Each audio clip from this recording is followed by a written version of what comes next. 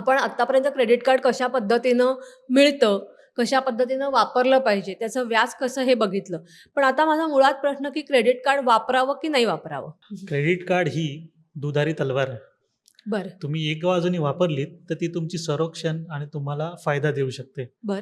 पण जी जर तुम्हाला नीट वापरायची माहिती नसेल, हं, तुमची शिस्त तुम्हाला जर पाळता येत नसेल, हं. तर ती तुमच्यावरतीही घात करू शकते. बरं, हा प्रश्न सार्वजनिक असू शकत नाही. हा फार वैयक्तिक प्रश्न आहे. बरं. ज्याच्या त्याच्या वापरावरती आणि ज्याच्या त्याच्या हं. आर्थिक शिस्तीवरती अवलंबून आहे. बरोबर. माझं जर माझ्या खर्चावरती कंट्रोल आहे, माझ्या मिळकतीवरती मला पूर्ण विश्वास आहे, मला माहिती आहे माझी मिळकत काय आणि माझा खर्च काय, हं. ह्याचं भान ठेवून जर मी क्रेडिट कार्ड वापरलं, तर मी बँकेकडून मिळणारे फायदे एक्स्ट्रॅक्ट करू शकतो बरं. किंवा ते सगळे उपभोगू शकतो. हं, पण त्याखेरीज जर तुमचं खर्च जास्त आहे, हं.